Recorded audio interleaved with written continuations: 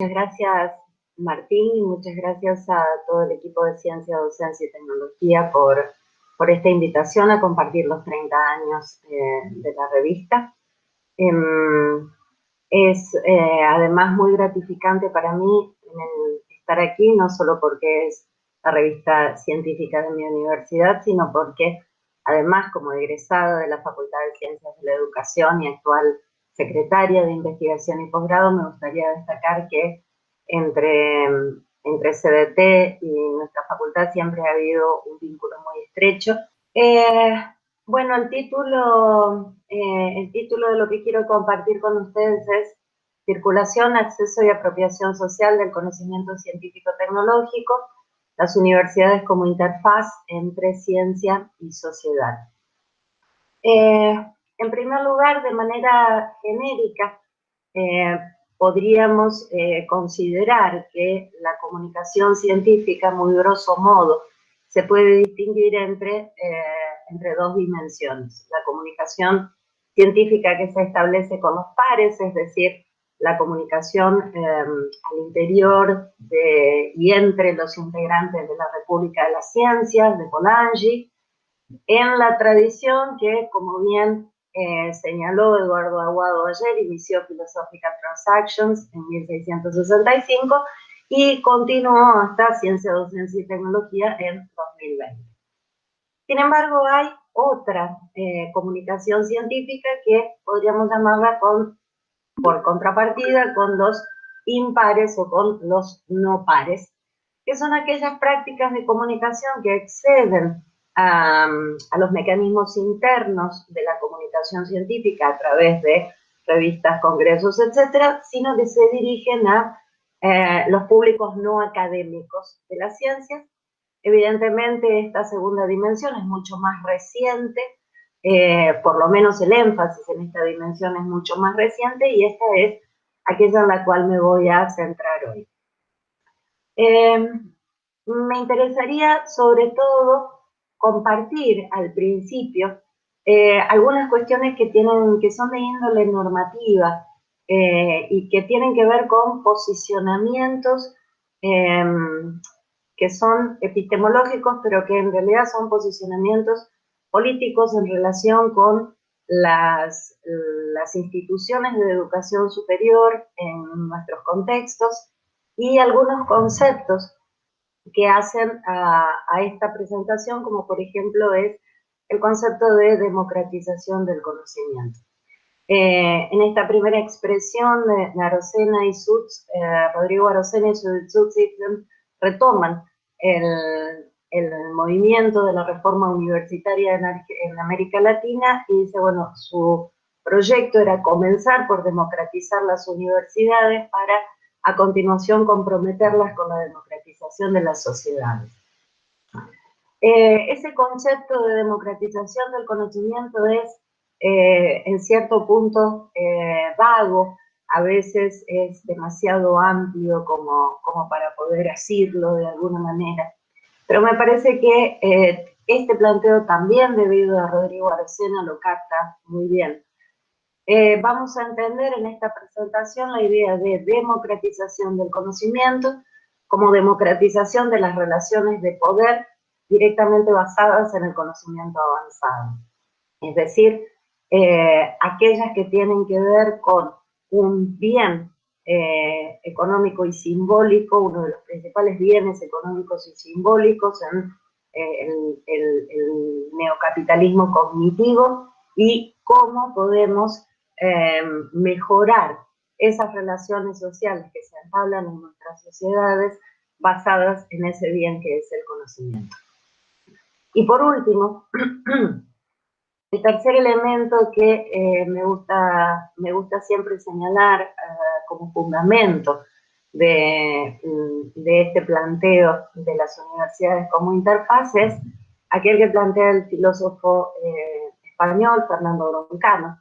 ¿Por qué queremos democratizar las relaciones de poder basadas en el conocimiento avanzado?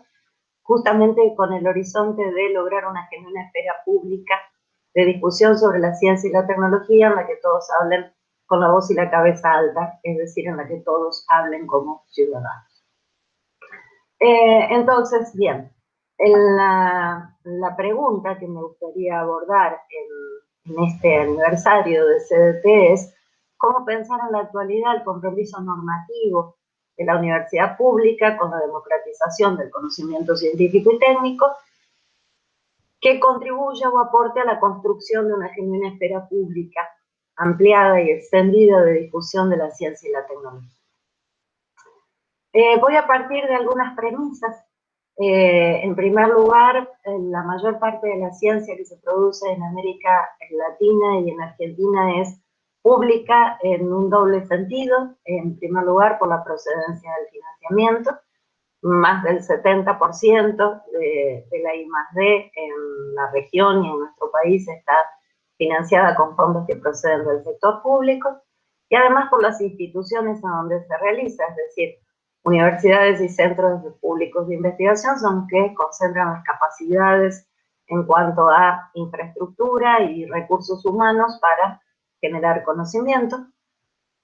Eso tiene una consecuencia normativa desde mi punto de vista, que si la mayor parte de la ciencia que se produce en nuestro país es pública, también deben ser objeto de acceso y uso colectivos, de control y de decisiones públicas los bienes cognitivos y técnicos así obtenidos, y a partir de derivarse esa consecuencia normativa del carácter público de la ciencia nacional, considero que promover la circulación, acceso y apropiación social del conocimiento es una dimensión transversal a todas las funciones y acciones de las instituciones de educación superior.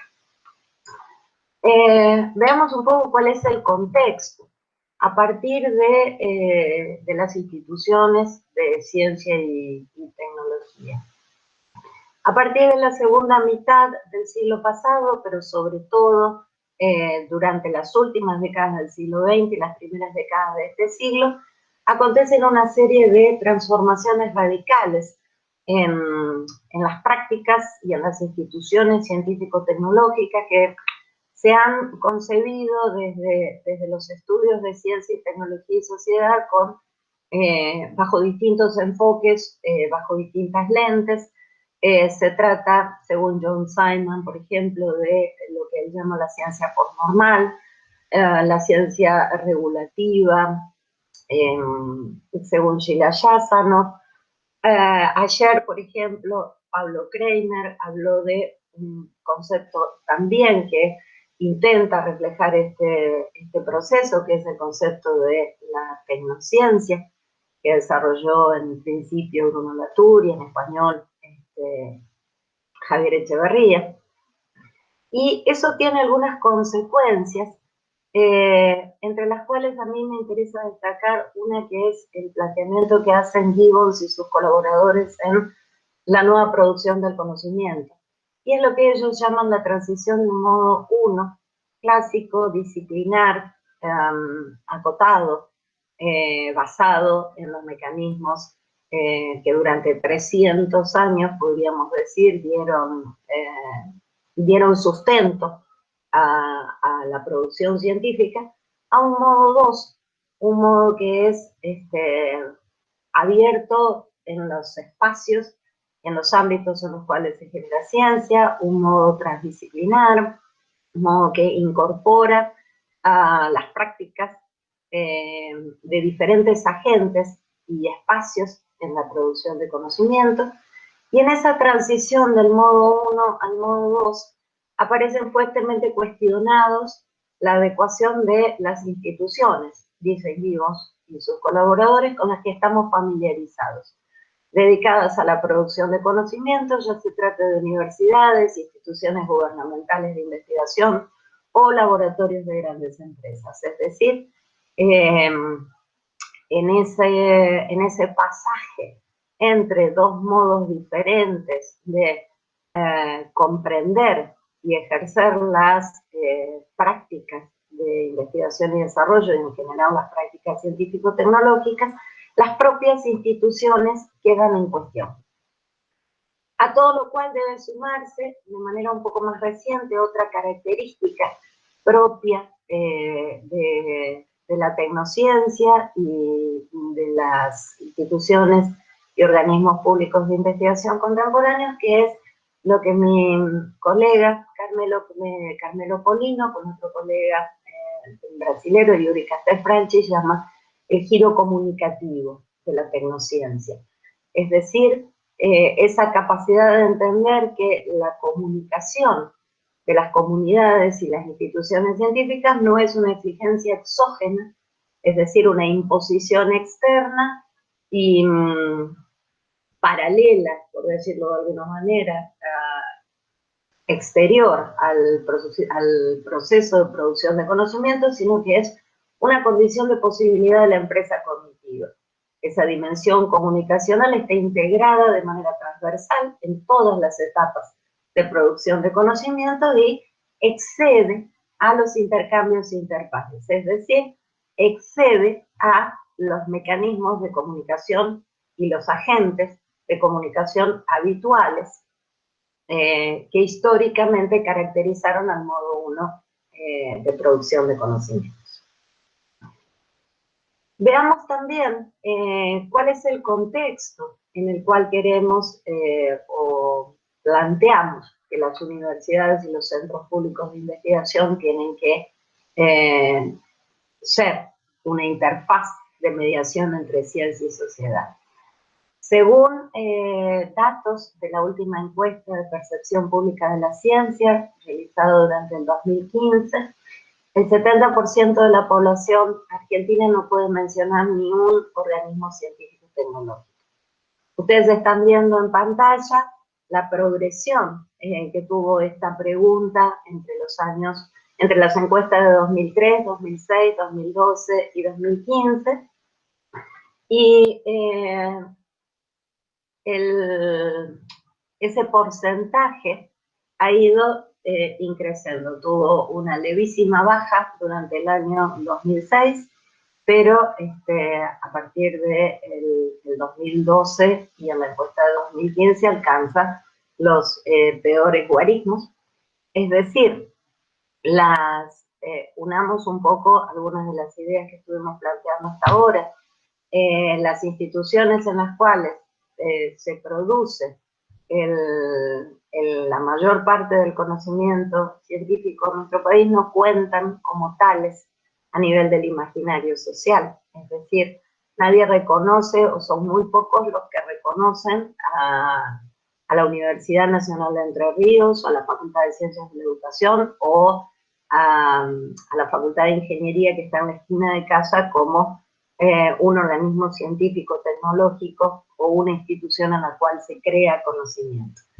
En esas circunstancias es necesario, creo, que las instituciones de educación superior adopten una doble perspectiva, es decir, por un lado, salir de su zona de confort, mirar un poco más hacia afuera, hacia el contexto, hacia el entorno, pero a la vez hacerse más visibles en ese ámbito social en el cual se están desempeñando.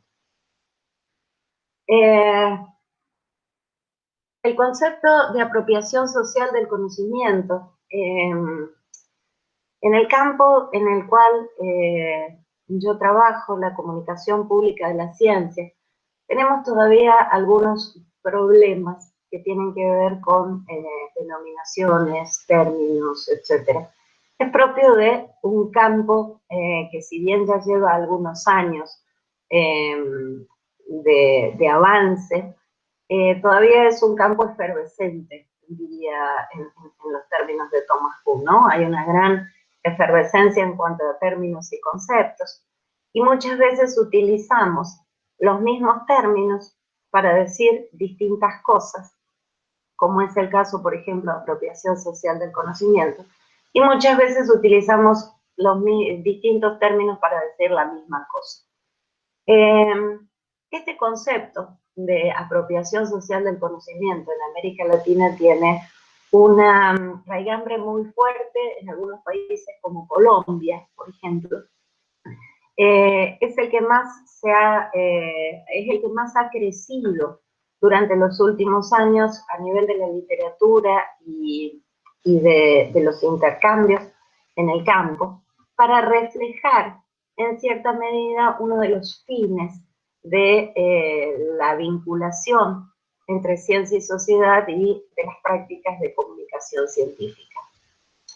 En un artículo que es probablemente uno de los artículos más finos, más exhaustivos que se han producido en la región latinoamericana acerca del concepto, dos colegas, Lozano Borda y Pérez Bustos, hacen una crítica bastante taxativa al uso del concepto de apropiación social del conocimiento, y ellas plantean, bueno, se le ha dado un uso ambiguo, pragmático y en algunos casos útil en la política científica de la región, que ha tenido resonancia en las reflexiones académicas. Pero dichas aproximaciones son dispersas y no han ocurrido de manera sistemática ni en diálogo crítico con el debate internacional sobre la relación ciencia-públicos. Sus resultados no han alimentado el devenir de la política científica ni han sido explícitamente retomados por ella.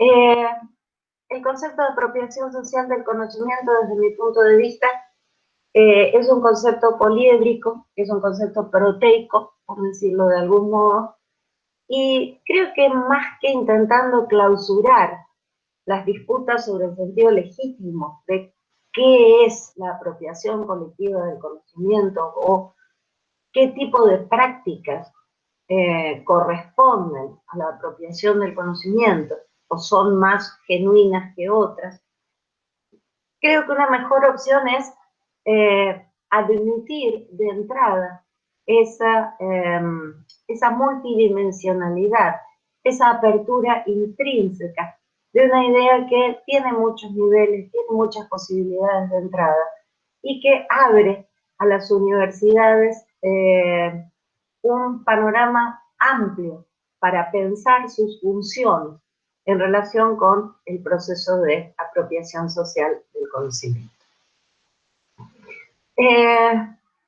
Para hablar de las universidades como interfaz en la apropiación social, un poco para poner algo de orden en estos distintos niveles, yo planteo que, en primer lugar, por supuesto, el primer orden de prácticas a través del cual la universidad ejerce su función en relación con la apropiación social del conocimiento son las prácticas docentes y de formación profesional, es decir, no las voy a mencionar no porque no me interesen ni las considere, sino porque me parecen obvias. Es el primer nivel en el cual las universidades actúan como interfaz de apropiación social del conocimiento. Más allá de las prácticas de formación profesional, creo que podemos pensar que hay tres órdenes de prácticas que se distinguen por propósitos específicos y que, a su vez, cada uno de esos órdenes de prácticas destinadas a la apropiación social del conocimiento generan distintas acciones y se realizan con diferentes objetivos que les son propios y específicos. En este sentido, por ejemplo, me parece interesante distinguir entre aquellas prácticas de ASC que están orientadas por un propósito de desarrollo socioproductivo, entre ellas, sobre todo, las acciones destinadas a la transferencia y la vinculación. Aquellas prácticas orientadas por un propósito de desarrollo socio-inclusivo, podríamos decir que se trata de los objetivos, acciones y estrategias históricamente desarrolladas por la función de extensión en las universidades. Y voy a proponer un tercer orden de prácticas que son aquellas orientadas por un propósito de desarrollo cívico-cultural, las prácticas de comunicación pública de las ciencias, que son aquellas en las cuales yo trabajo en particular.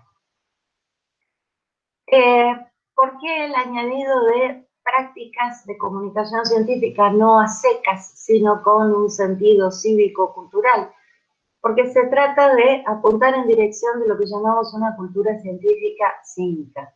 Es decir, en esa cultura científica, los sujetos no solo logran integrar ciertos saberes a sus modos de conocer y representarse la realidad, sino que también a partir de esa incorporación se fortalecen como ciudadanos en un sistema democrático y se hacen más responsables de sus derechos y obligaciones respecto de la ciencia y la tecnología.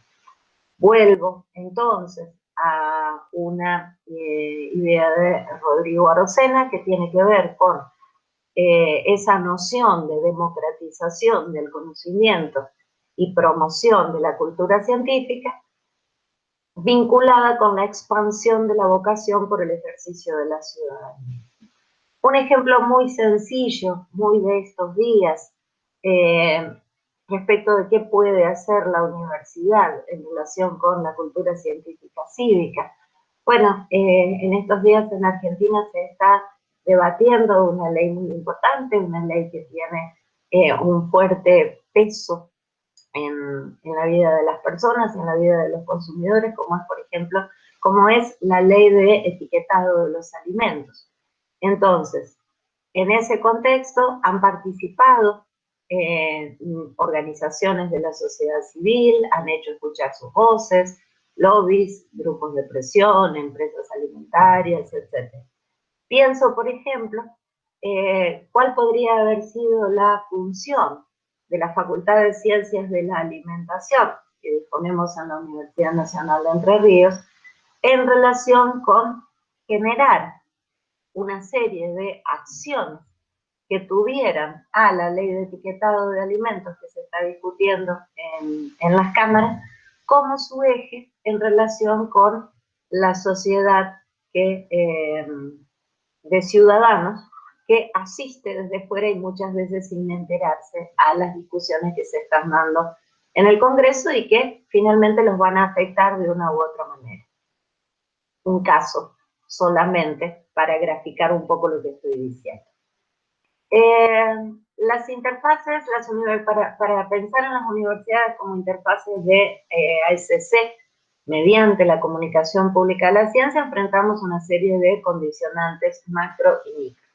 Por un lado hay la misma ambivalencia de la cual hablábamos ayer en relación con las políticas públicas, los mecanismos de reconocimiento y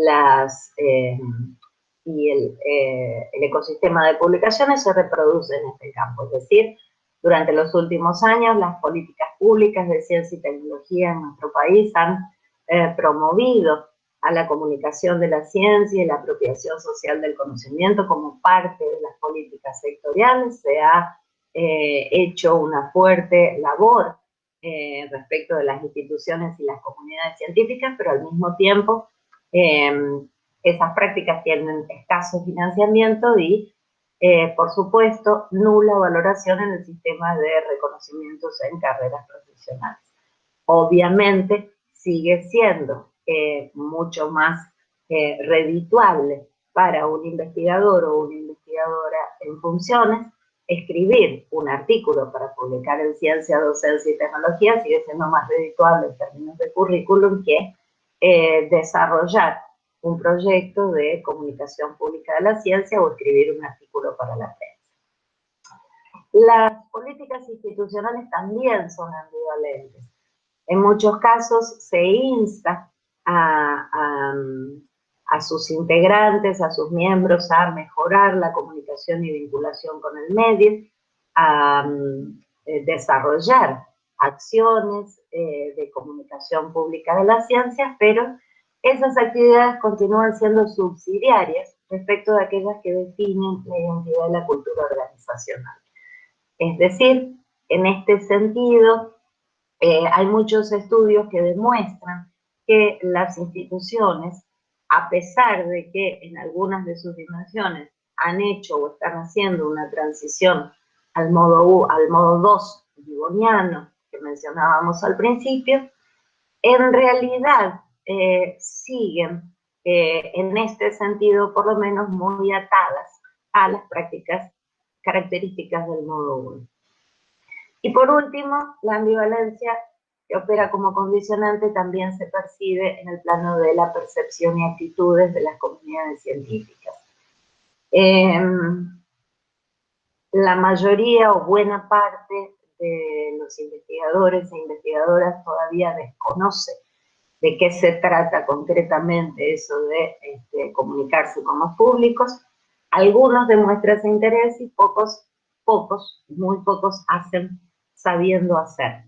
Ayer Pablo Kramer citó un artículo de su producción, que es el único artículo que tenemos en Argentina, y ya desde hace algunos años, así que creo que si Pablo Kramer me está escuchando sería hora de que lo renovara. El artículo de Kramer y Jensen, publicado en el año 2011, con datos de algunos años atrás, que muestra claramente qué ocurre o qué ocurría en aquel momento con las percepciones y actitudes de los investigadores e investigadoras de CONICET en relación con la comunicación de las ciencias. Y si bien hay algunos indicios de que esas actitudes han ido variando a lo largo del tiempo, no siempre son todavía las más favorables. ¿Sobre qué podemos actuar entonces? Ya para ir cerrando desde el campo de las universidades. Sobre las políticas públicas es menos probable que podamos incidir, aunque las comunidades llevamos muchos años intentando que se incluya, por ejemplo, en el CBAR o en los formularios de CONICET, y que exista por lo menos una categoría que tiene que ver con actividades de comunicación de la ciencia. Ahora existe y es bastante reciente. Pero sobre todo creo que podemos actuar sobre los dos ámbitos en los cuales nos movemos, el ámbito de las políticas institucionales y el ámbito de la percepción y actitudes de las comunidades científicas. Voy a ir un poco más rápido porque creo que ya estoy excedida de tiempo. ¿Cómo promover esa función de interfaz? Por un lado, el impulso puede provenir de parte de la institución, es decir, la institución tracciona a la comunidad científica local, que potencia o obstaculiza, es decir, la institución jerarquiza las prácticas de comunicación de la ciencia, la jerarquiza orgánicamente, dispone de un programa, existen sus normativas, es mencionada en sus normativas, es financiada, hay recursos humanos, hay recursos de infraestructura, etc. O bien el impulso, en muchos casos, puede provenir de una comunidad científica o de un germen o de un núcleo de la propia comunidad científica que puede traccionar desde allí el interés de la institución. Eso genera distintos escenarios posibles que, bueno, creo que después los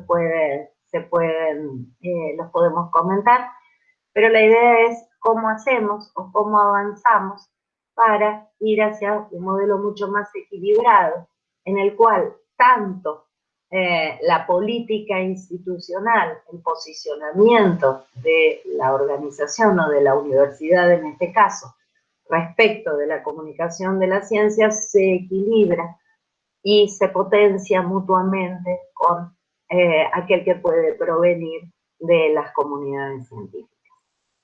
Y si no, siempre nos podemos quedar con esto. Científicos descubren algo importantísimo, pero que tú no entenderías, a no ser que encuentres la manera de licenciarte en astrofísica ahora mismo.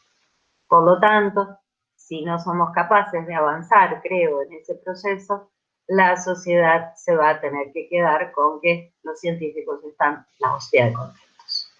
Muchas gracias. En principio, un comentario de la doctora Alejandra Ramírez. Excelente la conferencia de la doctora Cortázar, una consulta para ella. Tomando la idea de las universidades nacionales como interfaces y teniendo en cuenta la circulación de un discurso mediático antivacuna, puntualmente disparado a partir de los avances científicos en torno a la vacuna del COVID, quería saber su opinión sobre la asunción de un rol más activo de las universidades nacionales, donde se produce o circula conocimiento científico en el contexto donde en un contexto donde este saber, ahí se corta un poquito, pero bueno, la pregunta es si tiene que haber un rol más activo, ¿no?, de las universidades nacionales. Bueno, muchas gracias al invitado por la pregunta. En primer lugar voy a tratar de ser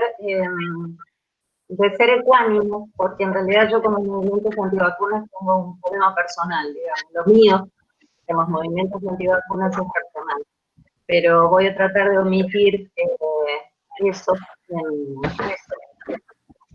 en función de la respuesta, sí, por supuesto.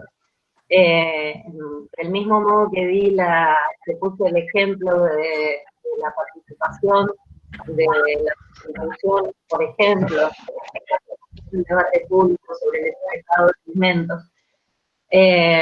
Yo sueño con una participación de la UNER, que es de la universidad, pero de todas las universidades, en la promoción del debate público sobre la vacunación, claramente.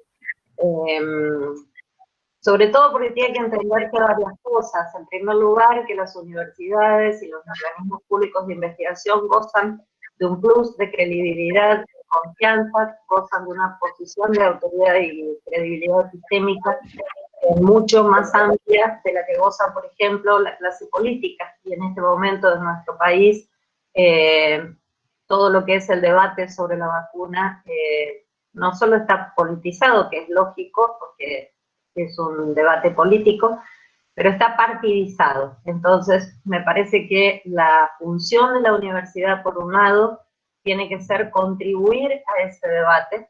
Por otro lado, también tenemos en este momento, y a raíz de la COVID-19, todo lo que es el fenómeno en alza de las fake news, las noticias falsas, etc. Entonces, allí también hay un espacio en el cual las universidades necesariamente tienen que hacer notar su voz en relación con la credibilidad de ciertas argumentaciones y ciertas expresiones públicas. Desde mi punto de vista, insisto, desacreditar a los movimientos antivacunas sería lo primero, pero también entender que la comunicación de la ciencia no es únicamente comunicación de conceptos y de métodos científicos, es decir, no se trata solo de promover el debate público acerca de si es una vacuna de virus atenuado o si es una vacuna de modificación genética del virus. No se trata solo de trabajar o comunicar qué es un ensayo clínico, qué son las fases de un ensayo clínico, etcétera, que es una de las cuestiones que más en discusión se encuentra en estos días acerca de las vacunas que van a llegar a nuestro país, sino también esa comunicación tiene un componente, la comunicación de la ciencia tiene un componente que tiene que ver con la economía, con quiénes son los laboratorios que están produciendo esas vacunas, cuáles son los consorcios internacionales que están por detrás. Hay una cuestión de geopolítica muy fuerte en la actualidad en el debate sobre las vacunas, y si esto fuera una circunstancia normal, digamos que no viviéramos de vida en cuadraditos, sí, yo esperaría que la UNER en cada una de las ciudades en las cuales tiene presencia fuera un agente muy activo. En Uruguay tienen una estrategia, un mecanismo muy interesante que se utiliza desde las instituciones que se llaman los juicios ciudadanos o los paneles ciudadanos para tratar este tipo de cuestiones, pero creo que a través de todos sus mecanismos, la universidad tiene que intervenir en el debate público, en promover un debate público razonable acerca de las vacunas. No solo, insisto, comunicando aquellos aspectos que tienen que ver con el conocimiento y los métodos científicos y técnicos involucrados en la producción, sino con todo lo que está alrededor de las vacunas. La economía, la geopolítica, los intereses, los consorcios, las empresas internacionales. ¿Por qué sube el valor del crudo cuando suben o bajan las previsiones sobre las vacunas? ¿Qué tipo de conexiones hay entre todos esos fenómenos? Eso también es comunicación de la ciencia, porque todo eso es la ciencia en la actualidad. No es solamente que se hace en el laboratorio. Bueno, muchas gracias, Karina. Pablo Kramer también quería hacer alguna pregunta. Hola, sí, buen día.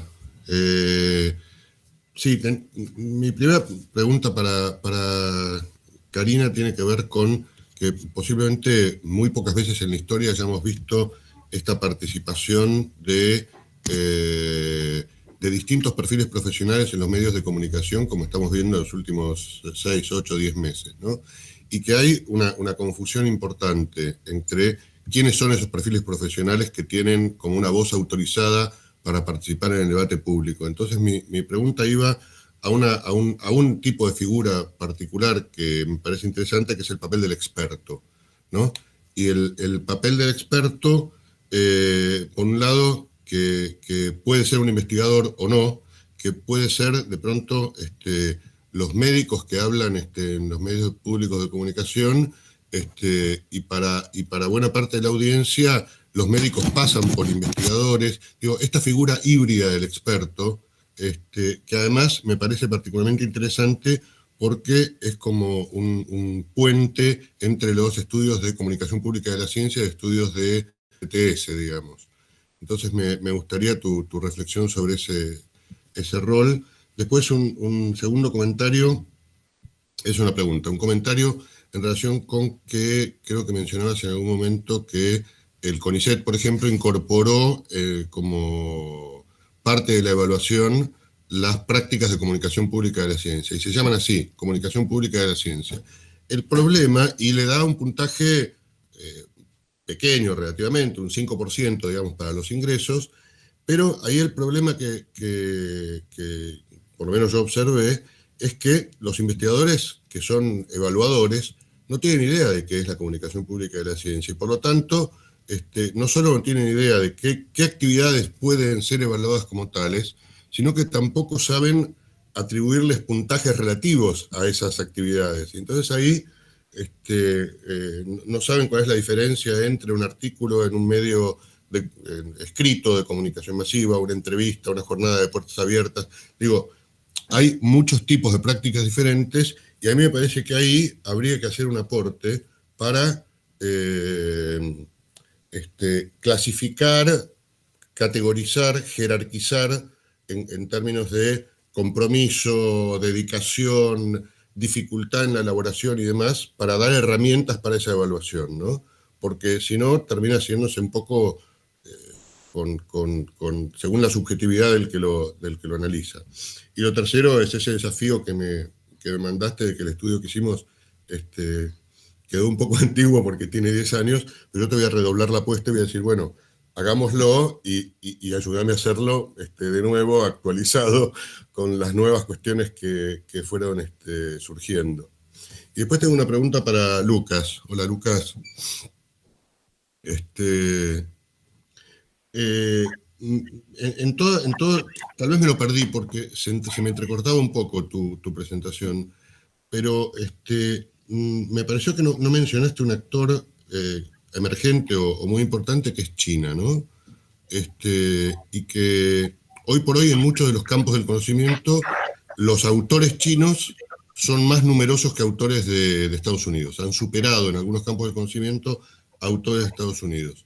Con lo cual, digamos, me parece que eso abre, además de que hay revistas chinas que muchas no conocemos porque son en chino, pero también hay muchas revistas chinas en inglés, y ahí me parece que eso puede estar cambiando un poco la geopolítica. Uno también supone que piratean de un modo descomunal, pero también nosotros, digamos, pirateamos de modo descomunal, solo que somos 40 millones y ellos son 1.500. No, y el tamaño y además el tamaño de la comunidad china, de la comunidad científica china, ¿no? que es que además crece de investigadores, de ingenieros y demás. Entonces, te pregunto, ¿eso en qué modo puede desafiar este esquema que vos presentaste de un modo súper claro? Bueno, contesta Karina y después Lucas, y agrego una cosita, así ya después podemos darle paso a la siguiente actividad. Para Lucas, vos habías mencionado las cuestiones de derecho de autor que podían suscitarse entre las grandes editoriales privadas y las instituciones de financiamiento de desarrollo científico, y cómo a partir de 2008 los repositorios institucionales venían, digamos, como a tratar de que, digamos, no haya una circulación tan importante como la mencionaste, tanto, digamos, de la producción como de la lectura, entre las instituciones finalmente públicas y las editoriales privadas. Te quería consultar si vos conocías si había empezado a haber problemas, digamos, sobre todo en Argentina, a partir de la ley de repositorios legales, en el sentido de investigadores que publican artículos en revistas de editoriales privadas y sus instituciones de referencia en relación con la producción de ese conocimiento y con la titularidad de ese conocimiento. Y la última es preguntarte sobre Publons, que es una plataforma que ha empezado, por lo menos nosotros hemos empezado como a utilizar, donde hay también index de evaluadores. Entonces, bueno, ahí, por favor, respondemos a Pablo y después Lucas, así después podemos continuar con la actividad. Bien, en relación con los comentarios de Pablo, voy a ir del último al primero. Kramer, Levine y Jens en 2011, Popularization by Argentine Researchers, Motivations and Activities of Concept Scientists. Creo que lo cito de memoria ya, porque además de que es bueno, es el único que tenemos, digamos, hasta ahora. O sea, es el único estudio que tenemos acerca de una corriente de investigación que se ha ido acentuando durante los últimos años, que atiende a la dimensión institucional y de las comunidades científicas en su implicación con la comunicación pública de la ciencia. Esos resultados fueron publicados en un número monográfico de la revista Public Understanding of Science en el año 2011, que reunió distintos artículos para mostrar esa misma realidad, le comento a las personas que están en la sala, en distintos países del mundo. Y en Argentina, hasta ahora, es el único estudio que disponemos a gran escala sobre una de las comunidades de investigación argentina, que es la comunidad de los investigadores de CONICET. A mí me interesaría sobre todo no solo actualizar este artículo, sino también no solo actualizar esa investigación, sino que me parece importante añadir, para ver las posibles diferencias entre ciertos casos y otros, aquellas actitudes de los docentes investigadores que desempeñan sus funciones y que su función central no es como la de un investigador o investigadora de CONICET hacer investigación, sino que también están implicados en funciones de docencia, en funciones de investigación, como es en las universidades, ¿no? Entonces, me parece que este trabajo merece la pena volver a ser encarado. Hacia arriba, ¿cómo se evalúa la comunicación pública de las prácticas? Lo primero que hay que decir es que por lo menos ha sido un avance que se evalúe. Tanto en CBEAR como en el sistema, como en el formulario de CONICET. Lo que sí coincido efectivamente con Pablo es que nadie tiene la más mínima, se tienen la más mínima idea de qué son acciones y prácticas de comunicación pública de la ciencia, dimensionadas, categorizadas y con una serie de indicadores que aquí estamos para poder evaluarlas. Nosotros, bueno, mi grupo de investigación y yo utilizamos una definición operativa de comunicación de la ciencia que tiende a eso, que es una operación que es es una definición de la analogía de las vocales, de un artículo del año 2003, Burns, O'Connor y Stottlemyre, que dice que, bueno, se trata de todas aquellas actividades que tienden a producir una o más reacciones o comportamientos en relación con la ciencia, awareness, toma de conciencia, entertainment o enjoyment, disfrute de las ciencias, information, es decir, no olvidar la dimensión de que hay un componente fuerte de información conceptual en la comunicación científica, opinion forming, formación de opinión y understanding. Es decir, creo que a partir de esa definición operativa de que entendemos por comunicación de la ciencia, se pueden desprender una serie de actividades, de prácticas, como las que ustedes vivieron en aquella oportunidad, en el caso de los investigadores de CONICET, y que mi grupo y yo medimos el año pasado a una escala mucho más pequeña en la Universidad Nacional de Entre Ríos, en un artículo que pasó conmigo, por si les interesa, va a salir publicado en Ciencia, Docencia y Tecnología en el próximo número, con los resultados. El tema de la evaluación sigue siendo una cuestión absolutamente pendiente, no solo porque los investigadores saben que la comunicación de la ciencia no es redituable en términos del sistema de reconocimiento, sino porque los propios evaluadores tampoco saben cómo atribuir valor a esas actividades. Y la primera pregunta, que es la más densa, por supuesto, y que creo que amerita un panel, o sea, completo, es la figura del experto en este momento en la comunicación científica. Ha sido un Big Bang de ciencia en los medios desde el inicio de la COVID hasta ahora, y es lo que todos hubiéramos soñado, solo que no en estas circunstancias, ¿no? Cuidado con lo que sueñas porque puede hacerse realidad, es decir, la ciencia está en el centro de la agenda del debate público durante los últimos 8 o 9 meses. Lo que pasa es que justamente quiénes son los agentes o los portavoces de el conocimiento científico en los medios masivos de comunicación es una cuestión peliaguda. La Red Argentina de Periodismo Científico, por ejemplo, va a decir necesitamos más periodistas de ciencias que se ocupen de la comunicación de la COVID y no panelistas como, no sé, ¿no? Fantino o el programa, perdón, no tengo nada personal contra él, ¿no? Y no en el programa de la tarde, ¿no? O sea, lo que sí tengo claro es que no necesitamos a, ¿cómo se llama la señora esta que se tomó el hidróxido de cloro en cámara? Viviana Canosa, digamos. Eso sí tengo claro que es lo que no necesitamos.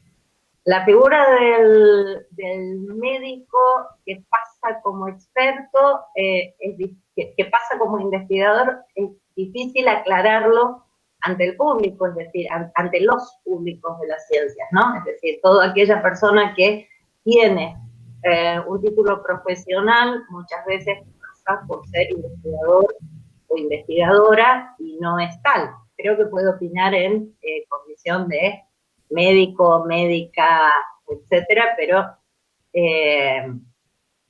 no como científico o científica. Y creo que hay una figura todavía más importante, la que mencionaste, que son los asesores expertos. Es decir, en un momento el asesor experto del gobierno pasó de un discreto de un segundo plano del que nadie conocía a aparecer en las comparecencias de prensa, ¿no? Esa imagen tan fuerte de el político habla, pero detrás está la figura fuerte de la ciencia, transmite una idea de que la ciencia dicta y la política acata, cuando en realidad la ciencia lo único que hace a través del asesoramiento experto, o debería, es mostrar alternativas, opciones, trade-offs, etcétera, y luego tendría que quedar claro que la política es la que toma las decisiones. En algún momento hasta se invirtió y era el experto hablando en nombre del gobierno. Exactamente, esta es una discusión bueno, que tanto a Lucas y a mí nos interesa mucho desde hace un tiempo. Esa imagen tan potente, tan pregnante, creo que hay una manipulación importante, se ha hecho una manipulación importante del conocimiento científico desde el campo de la política durante los últimos meses. Es decir, uno de los grandes problemas que existe en el campo del asesoramiento científico a las políticas públicas es cómo evitar la delgada línea roja de la tecnocracia, ¿no? Cómo evitar que el experto sea el que dicte las políticas. En realidad yo creo que aquí lo que hubo fue una operación inversa. Es como que se trata de hacer aparecer a la figura de la experticia y la figura de credibilidad y reputación del conocimiento científico como quien dicta las políticas. O sea, creo que es un tema realmente apasionante, ¿no? Cómo se ha redefinido la figura de los y las expertas y los límites y las fronteras durante los últimos meses. Ojalá tengamos posibilidad de estudiarlo con un poco más de tiempo, como vos decías ayer, ¿no? Es decir, esperando a que las cosas decanten y verlo con un poco de perspectiva retrospectivamente.